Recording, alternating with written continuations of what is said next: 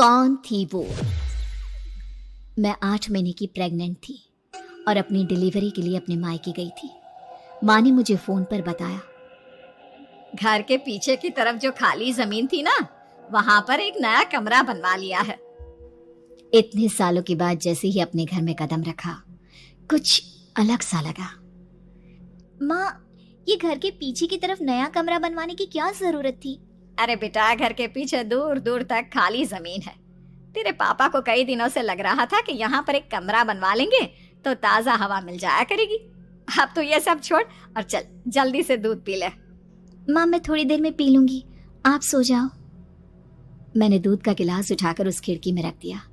पता नहीं कब आंख लग गई। अचानक से खिड़की के पल्लों के खड़कने की तेज आवाज आई। दूध का गिलास धड़ाम से जमीन पर आ गिरा। जमीन पर गिरते ही दूध का रंग लाल हो चुका था। मैंने खिड़की से झांक कर बाहर देखा। चारों तरफ धुप अंधेरा था। उस अंधेरे की तरफ से कुछ आवाजें आ रही थी, जैसे छोटे बच्चे आपस में खिलखिलाकर मस्ती कर रहे हो।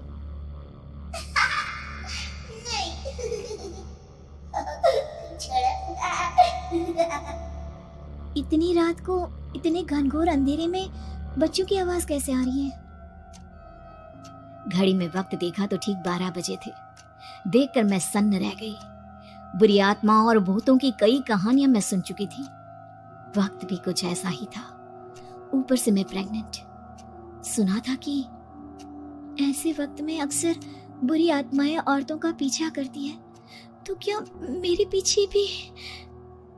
पसीने से तरबतर बड़ी मुश्किल से, जैसे कांपते हाथों से मैंने उस खिड़की को बंद किया। जल्दी से जल्दी उस कमरे से बाहर निकलकर माँ के पास जाने के बारे में सोचा, लेकिन जैसे ही दरवाजे की तरफ पलटी, लगा कोई साया हवा की स्पीड से दरवाजे के सामने से गुजर गया। मेरे गले में अटक कर रह गई।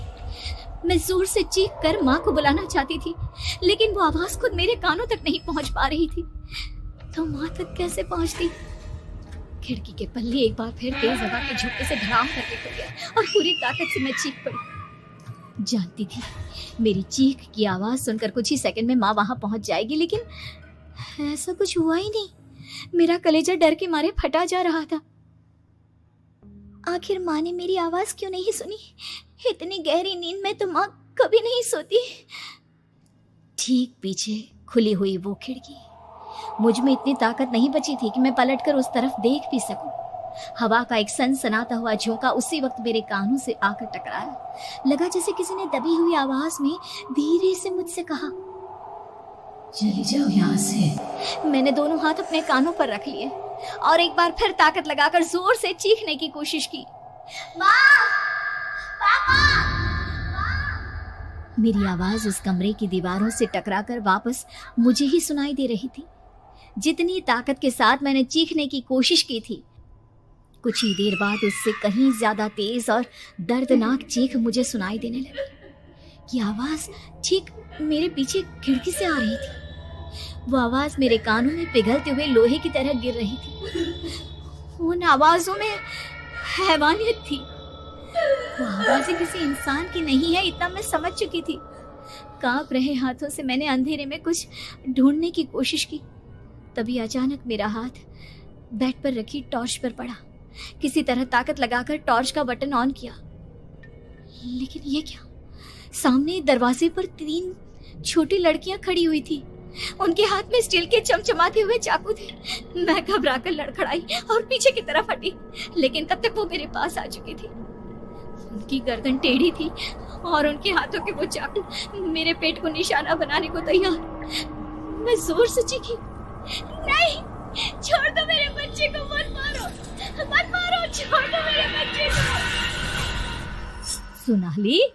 सोनाली, क्या हुआ बेटा? तू इतनी डरी हुई क्यों है? उठ बेटा, क्या हुआ? हड़बड़ाकर मैंने अपनी आंखें खोली। देखा तो दिन निकल आया था। माँ मुझे जगा रही थी। मेरा चेहरा पूरा पसीने से लथपथ था। क्या हुआ बेटा? तुमने कोई बुरा सपना देखा क्या? मैं अभी तक अपने पूरे होश में नहीं थी। वो मेरे बच्चे को मार देगी माँ। वो लड़की मेरे बच्चे को। मैंने घबराकर अपने पेट को छुआ। सब कुछ ठीक था। और वो दूध जो रात को यहाँ पर गिर गया था उसका रंग लाल हो गया था। माँ ने हंसते हुए दूध का गिलास मुझे दिखाया। तुमने दूध पिया ही नहीं, पूरा का पूरा ऐसे ही रखा हुआ है। तुमसे कहा था ना सोनाली, सेहत के लिए लापरवाही ठीक नहीं बेटा। लेकिन मैंने तो सब कुछ अपनी खुली आंखों से देखा था। ये सपना कैसे हो सकता है?